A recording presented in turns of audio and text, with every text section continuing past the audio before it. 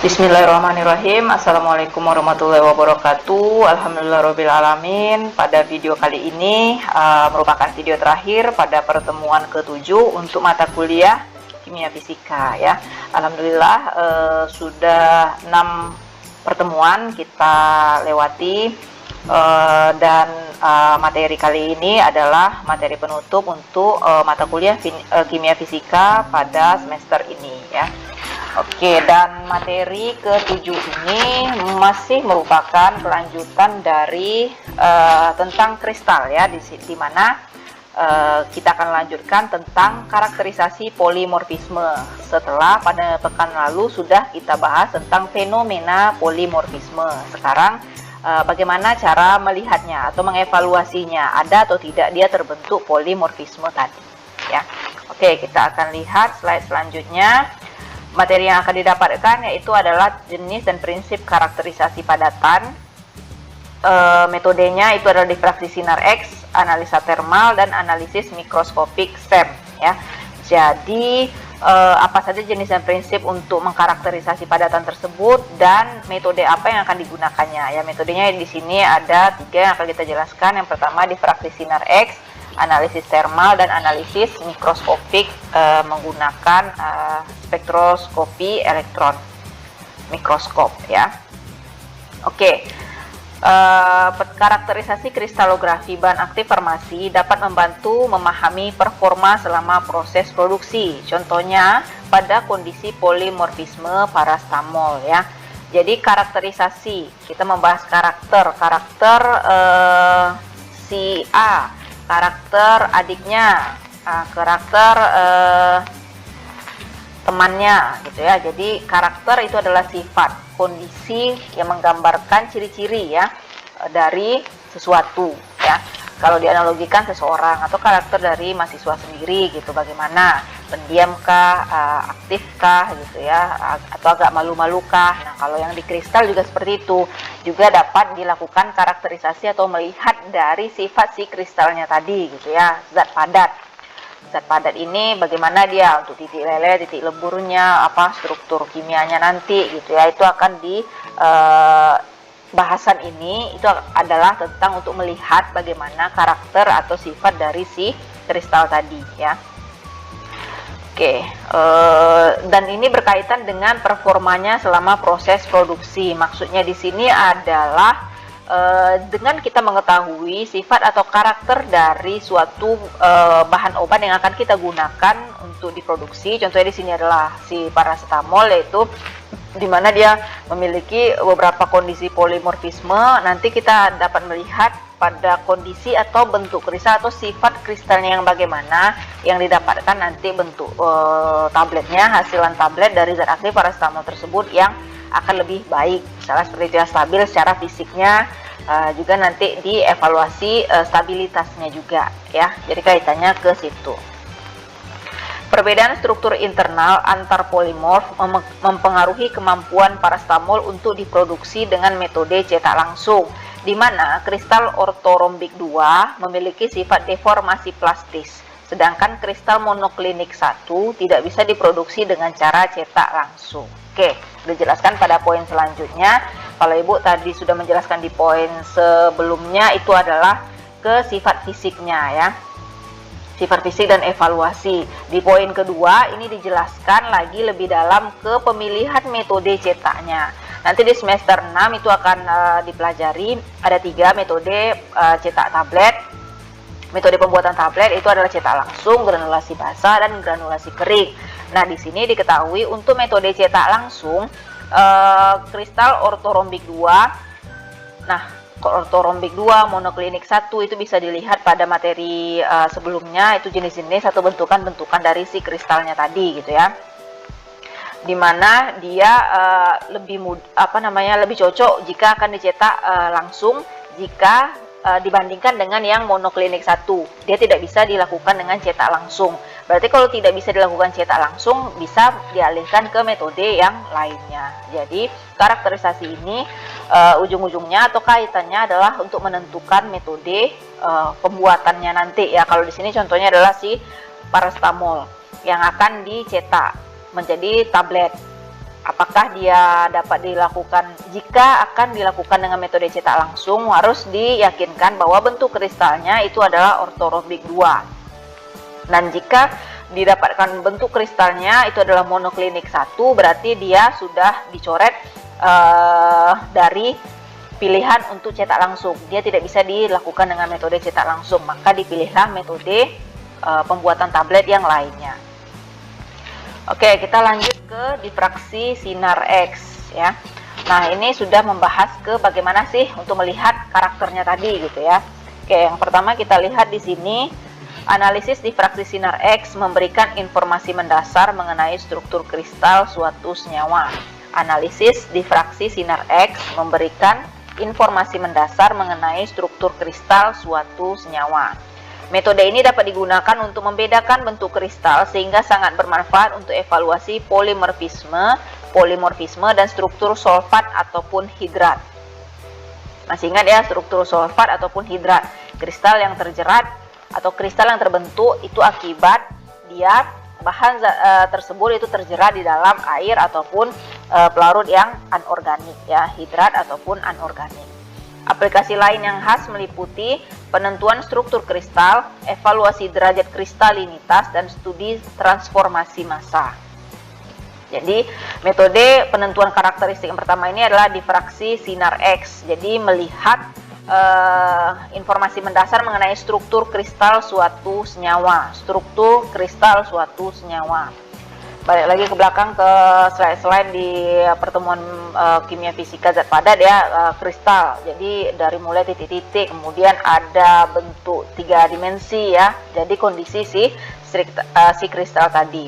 Nah, itu bisa dilihat dengan analisisnya menggunakan difraksi sinar X. Berarti di sini adanya bantuan dari sinar X yang akan menyinari nanti bentukan si kristalnya itu bagaimana.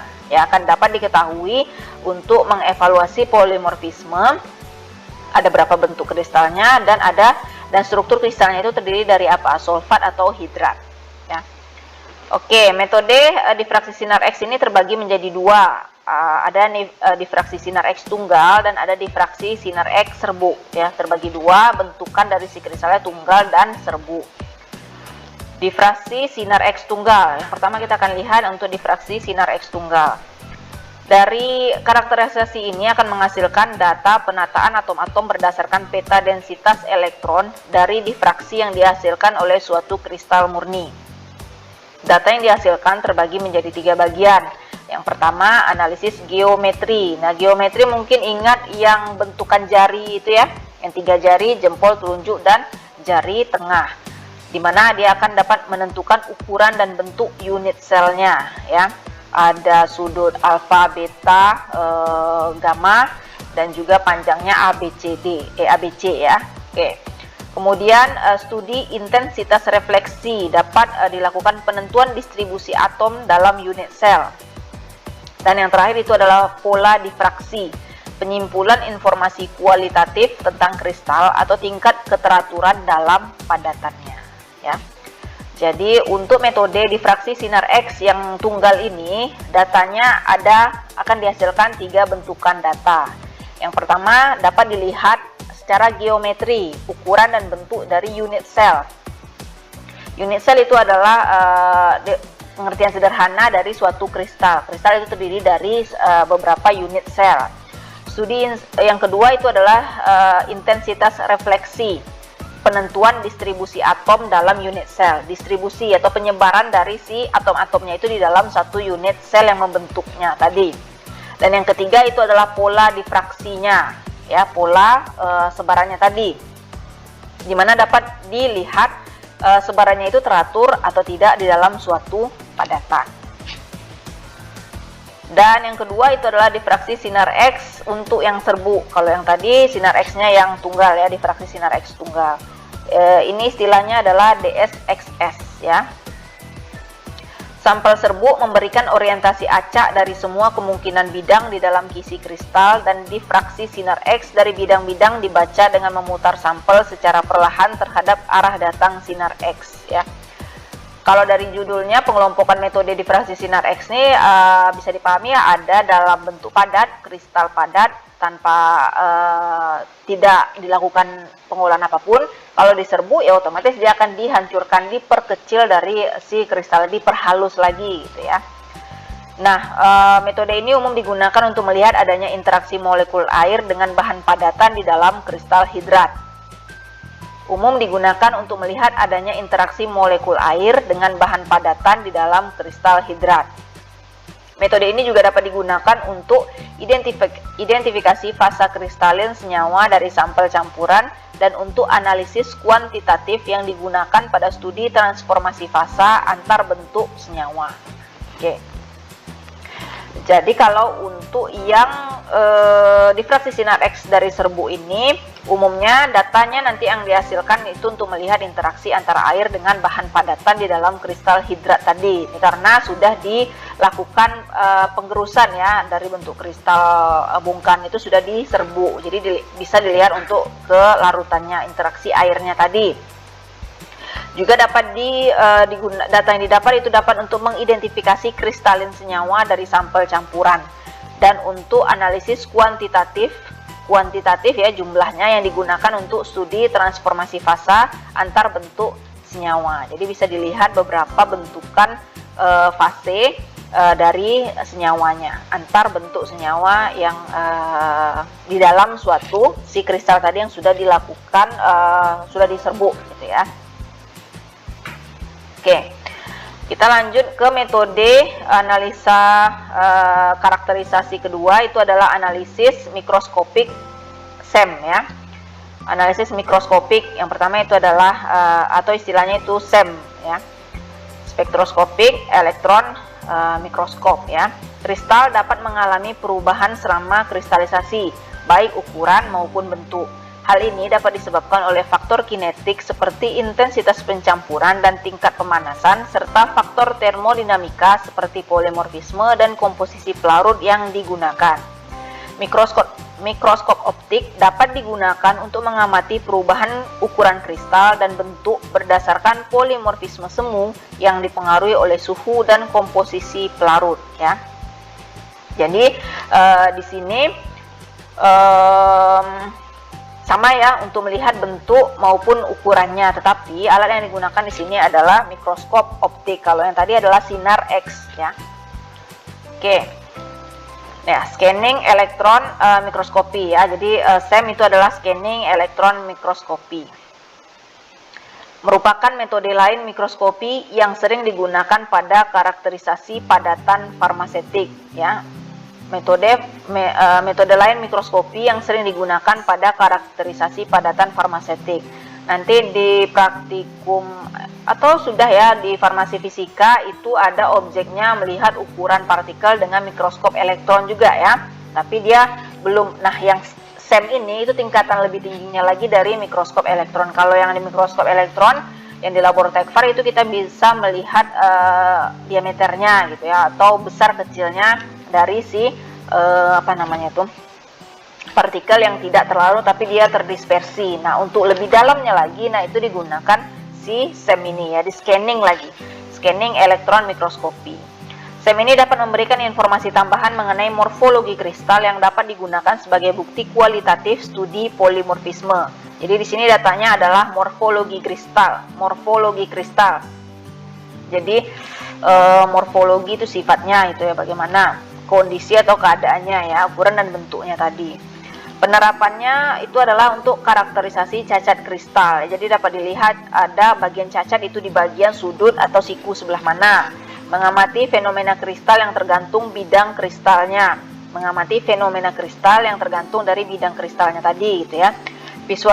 Visualisasi proses disolusi dan interaksi antar molekul zat aktif dan bahan tambahan.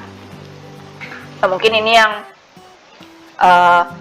sangat berperan sekali, atau hasilnya itu sangat dapat dijadikan acuan untuk menyatakan bahwa suatu kristal dari bahan farmasi itu dia dapat memiliki disolusi yang baik gitu ya, waktu melarutnya yang baik. Di sini ya, visualisasi proses disolusi. Jadi gambaran proses disolusi. Disolusi itu adalah proses melarutnya zat padat di dalam pelarutnya atau mediumnya tadi. Dan interaksi antar molekul zat aktif dan bahan tambahannya. Ya, kalau kita balik lagi ke bentuk sederhananya itu tablet, adalah si tabletnya tadi setelah dia pecah, dia akan cepat terdisolusi atau melarut di dalam cairannya tadi, sehingga dia akan lebih cepat diabsorpsi dan didistribusikan. Ya, kaitannya seperti itu. Jadi itu bisa dapat dilihat di menggunakan analisis mikroskopik SEM ini ya, scanning elektron mikroskopi. Yang ketiga itu adalah analisis thermal. Ini terbagi dua. Yang pertama itu adalah hot stage mikroskopi atau HSM, hot stage mikroskopi atau HSM, di mana prinsip dasarnya adalah pengamatan visual sampel ditempatkan di atas meja pemanas dengan pengendali suhu atau hot stage pada mikroskop. Jadi di sini ada bantuan panas. Ya, mikroskop juga alatnya, tetapi digunakan dengan ditambah lagi bantuan panas. Jadi lebih dapat melihat secara visualnya, tapi dipengaruhi atau dikendalikan dengan adanya suhu tadi. Keuntungan utamanya hanya membutuhkan sejumlah kecil sampel. Pemanasan dan pendinginan sampel pada HSM itu istilahnya adalah desolvasi. Untuk melihat proses desolvasi, peleburan, kristalisasi, dan bentuk eutektik ya. Eutektik itu campuran yang dia akan mencair jika dicampur gitu ya. Desolvasi, peleburan, kristalisasi, dan bentuk eutektik. Jadi seluruh kondisi ini adalah kondisi-kondisi yang dipengaruhi dengan adanya suhu, yang dipengaruhi oleh suhu.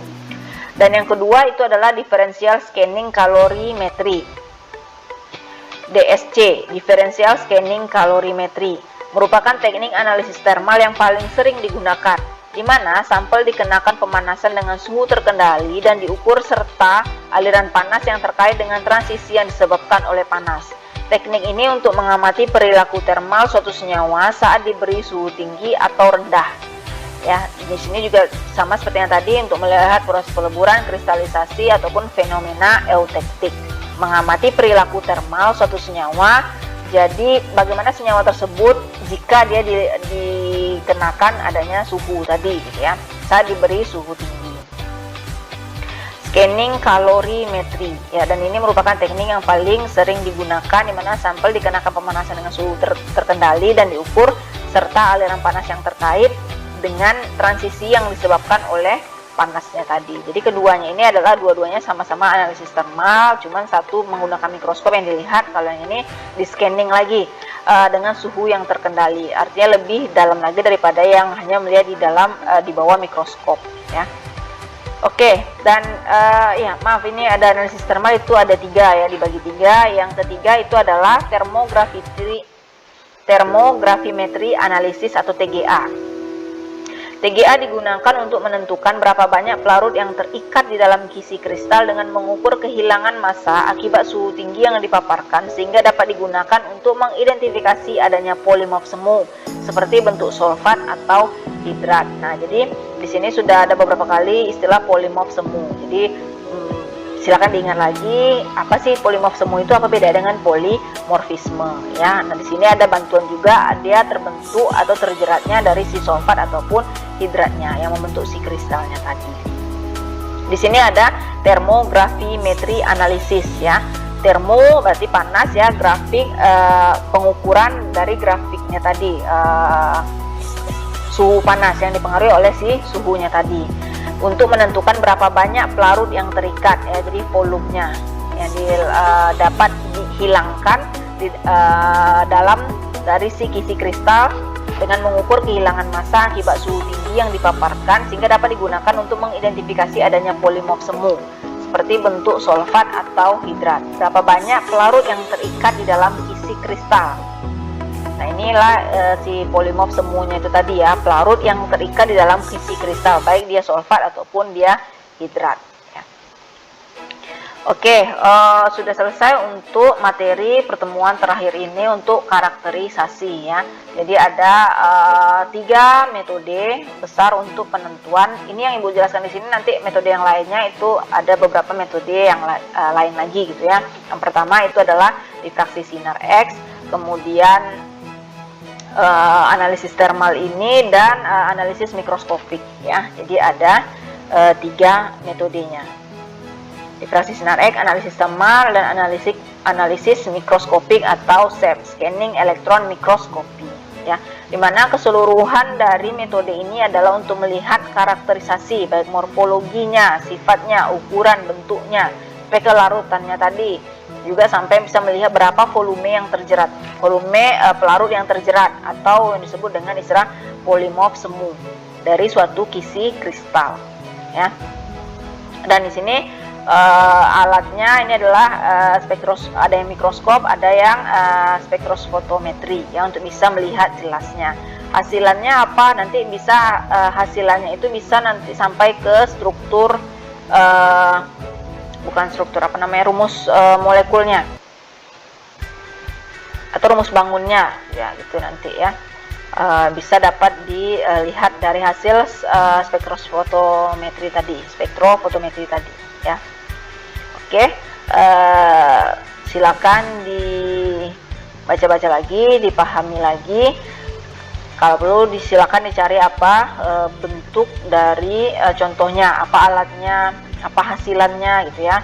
Dan seniornya sudah ada yang sampai meneliti sampai di kondisi seperti ini dari si padatannya, ya. Ya, oke.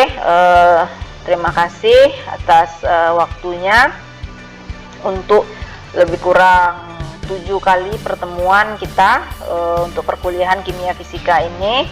Mudah-mudahan segala informasi yang diberikan di semester ini dapat digunakan sebagai dasar untuk mata kuliah khususnya di teknologi farmasi selanjutnya, ya, karena kaitannya itu adalah ke formulasi. Kimia fisika, farmasi fisika itu adalah dasar-dasar bagaimana nanti kita akan menentukan tekniknya itu pada saat formulasi. Metode mana yang akan cocok untuk kristal dengan sifat seperti ini, misalnya seperti itu. Jika kelarutannya kurang, bentuk sediaan apa nanti yang akan digunakan, atau bagaimana cara memodifikasi dari kelarutannya tadi supaya dia bisa tetap dibuat dalam sediaan larutan, ya. Nah, ini sampai yang ke